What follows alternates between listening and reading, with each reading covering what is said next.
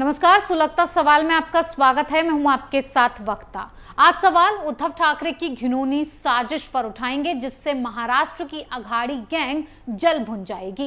क्योंकि जैसे नवाब मलिक का लिंक दाऊद इब्राहिम से निकला, वैसे ही अब उद्धव ठाकरे का कनेक्शन आतंकी अजमल कसाब से बताया जा रहा है। यह खुलासा बीजेपी नेता किरीट सोमैया ने किया है। किरीट सोमैया ने आरोप लगाया है कि मुख्यमंत्री उद्धव ठाकरे के संबंध पाकिस्तान से आकर मुंबई हमले को अंजाम देने वाले अजमल कसाब तक पहुंच गए हैं, जिससे सवाल सुलग रहा है, क्या उद्धव ठाकरे का कसाब से कोई कनेक्शन था? क्या बीजेपी नेता सोमैया का दावा सही साबित होगा? क्या उद्धव कसाब कनेक्शन की जांच होगी? क्या ऐसे आरोप के बाद ठाकरे कुर्सी छोड़ेंगे? क्या जांच के बाद उद्धव ठाकरे जेल जाएंगे? नवाब मलिक का मामला जितना चौंकाने वाला था, उससे ज्यादा दंग कर देने वाला बीजेपी नेता का उद्धव ठाकरे का ये खुलासा है, जिससे महाराष्ट्र में हड़कंप मच गया है। अब कैसे बीजेपी नेता किरीट सोमैया की शक की सुई उद्धव ठाकरे पर आकर रुकी है, ये भी बताते हैं। किरीट सोमैया ने आरोप लगाते हुए खुलासा किया है कि आतंकी कसाब की गलियों से शहीद हुए महाराष्ट्र एटीएस के अधिकारी हेमंत करकरे शहीद हो गए थे। वो बुलेट प्रूफ जैकेट पहने हुए थे, इसके बावजूद वो आतंकी की गोली का शिकार इसलिए हुए क्योंकि उनका बुलेट प्रूफ जैकेट नकली था। ये बुलेट प्रूफ जैकेट्स का ठेका विमल अग्रवाल नाम के शख्स की कंपनी को दिया गया था। विमल अग्रवाल उद्धव ठाकरे के पार्टनर और बीएमसी से जुड़े शिवसेना नेता यशवंत जाधव के मित्र हैं। यह आरोप अपने आप में बेहद गंभीर है, जिसकी जांच जरूर होनी चाहिए।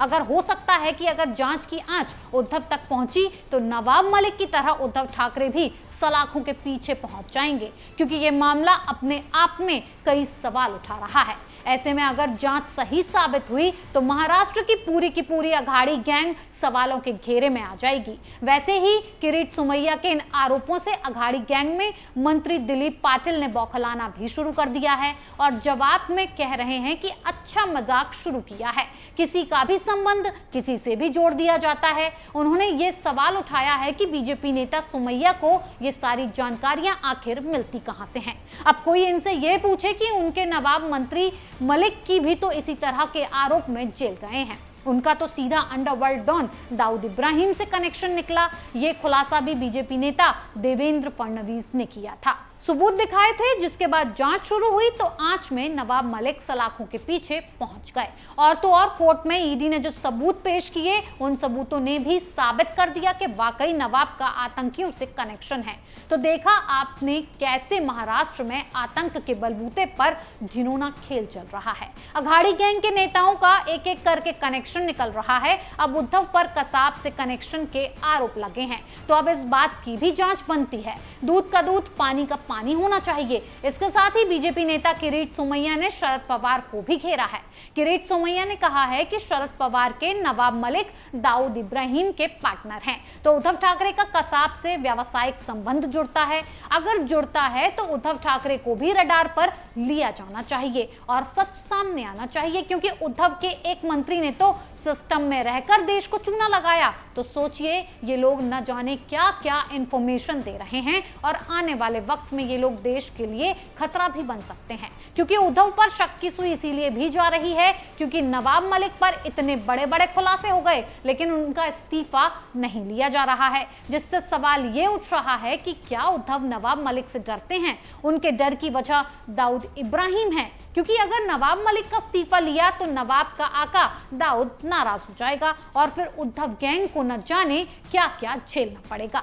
इसीलिए उद्धव और शरद पवार चुपचाप बैठे हैं। अब खुद उद्धव नए नए आरोपों में फंस गए, जिससे जाल से उनका निकल पाना मुश्किल ही नहीं नामुमकिन हो गया है। वैसे भी किरीट सोमैया ने यशवंत जाधव का भी कसाब से कनेक्शन में नाम लिया है और यशवंत जाधव शिवसेना के वो नेता हैं जिन्हें हाल ही में मनी लॉन्ड्रिंग के केस में ईडी ने रडार पर लिया था।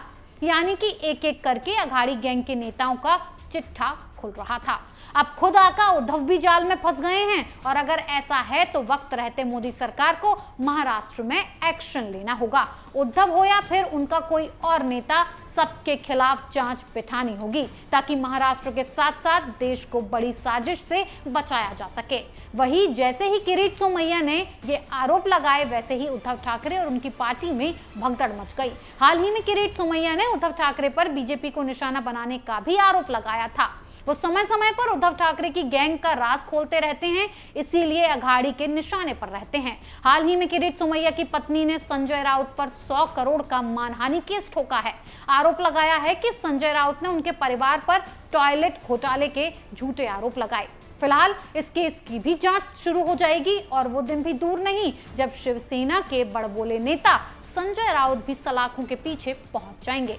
लेकिन जैसे ही अब उद्धव का मामला उठा वैसे ही महाराष्ट्र में बड़ा सियासी भूचाल आ गया है। अब देखते हैं आगे क्या होने वाला है।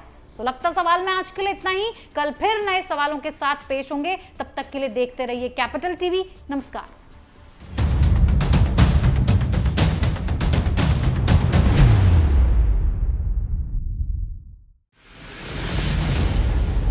मैं राजनीति करता नहीं, पर राजनीति को बहुत गहरे तक समझता हूं। मैं लोगों के बीच रहता हूं, लोगों के मन को अच्छे से जानता हूं।